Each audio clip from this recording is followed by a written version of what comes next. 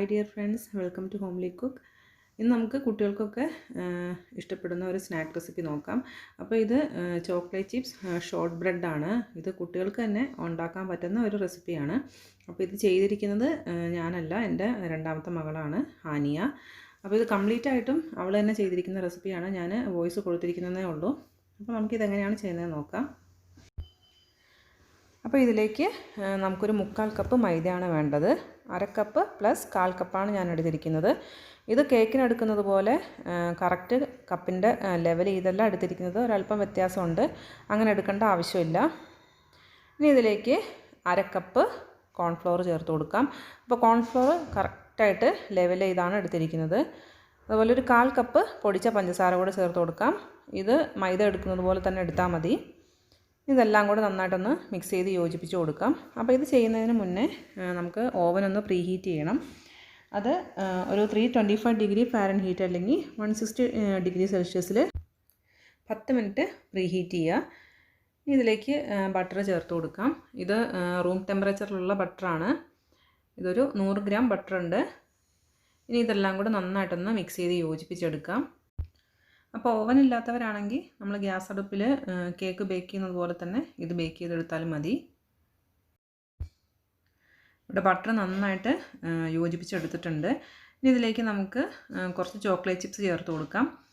ഇവിടെ ഒരു 1/4 cup chocolate chips എടുത്തിട്ടുണ്ട്. അത് ഇതിലേക്ക് ചേർത്തിട്ട് നന്നായിട്ട് മിക്സ് ചെയ്തെടുക്കാം.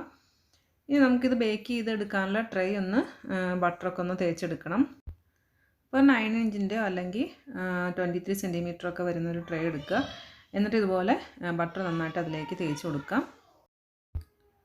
ഇനി നമുക്കിതിലേക്ക് എടുത്തു വച്ചിരിക്കുന്ന മൈദയുടെ കൂട്ടിട്ട് കൊടുക്കാം. ഇവിടെ ശ്രദ്ധിക്കേണ്ട ഒരു കാര്യം എന്താണെന്ന് വെച്ചാൽ നമ്മൾ കപ്പിൽ മൈദ എടുക്കുമ്പോൾ ലെവൽ എടുക്കരുത്, ഒരല്പം കൂമ്പി എടുക്കണം. അല്ലെങ്കിൽ പിന്നെ നമ്മൾ എടുക്കുന്ന ബട്ടറിൻ്റെ അളവ് അല്പം കുറയ്ക്കേണ്ടി വരും. അപ്പോൾ അത് ഒന്ന് ശ്രദ്ധിക്കുക. ഇനി ഇത് ഒന്ന് ലെവൽ ചെയ്ത് കൊടുക്കാം. എന്നിട്ട് കൈ വെച്ച് ഇതുപോലെ ഒന്ന് പതുക്കെ ഒന്ന് പ്രസ് ചെയ്ത് കൊടുക്കുക.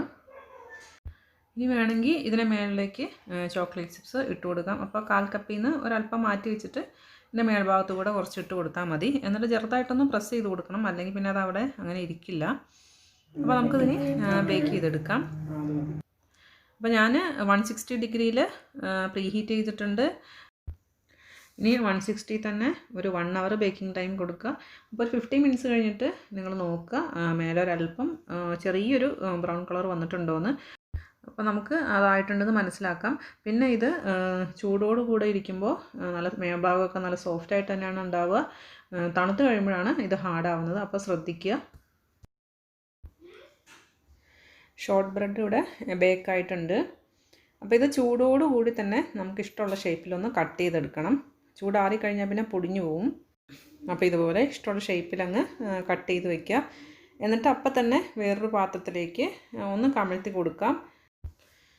ഇനി ഇതൊരു 10 മിനിറ്റ് കഴിയുമ്പോൾ ചൂടാറും. അത് കഴിഞ്ഞിട്ട് ഇതിൻ്റെ നമുക്ക് ഷേപ്പൊക്കെ വെടിയിച്ചെടുക്കാം.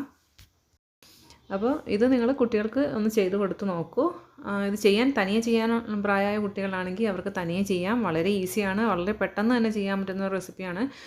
അപ്പോൾ ഇഷ്ടപ്പെട്ടെങ്കിൽ നിങ്ങൾ ലൈക്ക് ചെയ്യാനും കമൻറ്റ് ചെയ്യാനൊന്നും മറക്കരുത്. ഇതുപോലെ നല്ലൊരു വീഡിയോ ആയിട്ട് വീണ്ടും കാണാം. Thanks for watching.